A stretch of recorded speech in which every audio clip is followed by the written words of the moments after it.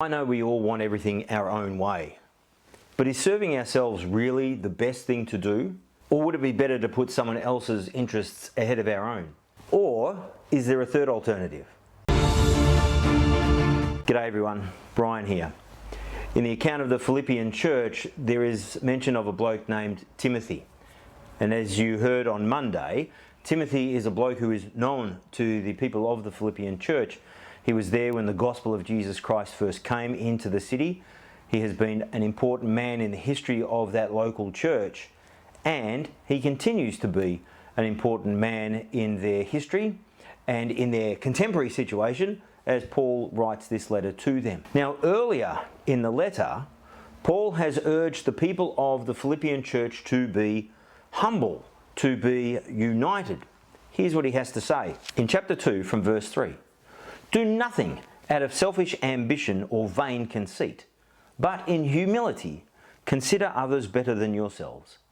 Each of you should look not only to your own interests, but also to the interests of others. And there's a great lesson there for us all, that we should not be so worried about our own interests, our own way, but we should consider the interests of others. Over the last couple of years, as Melbourne has experienced and endured enormous lockdowns, one of the interesting responses of people is how determined they are to meet their own interests. Now, there have been amazing people who have put aside their own safety, their own health, their own family at times, so that they can serve the community. But then we see people fighting over toilet paper in supermarkets and wonder, whose interests are we serving? Whose interests are you serving? Are you serving your own, or do you have someone else in mind? When we come to Timothy, Paul writes about Timothy as going one step further. He says to the people of Philippi, consider the interests of others above yourselves. But what does he say about Timothy? Well, we come into chapter 3 and verse 21, and this is what he says. For everyone looks out for his own interests, but not those of Jesus Christ. Timothy, however, is different. Timothy is not looking for his own interests. He's not even looking first for the interests of other people. His first goal is to serve Jesus. Why? Because to live is Christ, and this is his goal. And how does he do this?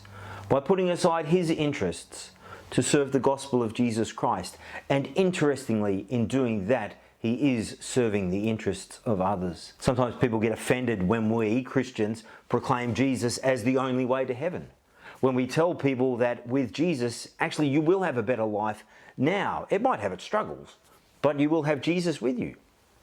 And they'll think we're weird or stupid or haven't thought this through properly. But actually we're thinking about the gospel of Jesus Christ, and we've got that interest at heart. And because we've got that interest at heart, we've got your interest at heart, and we want you to know Jesus. Do you know him? Whose interests are you serving? Have a great day, and I look forward to seeing you on Friday morning. Bye-bye.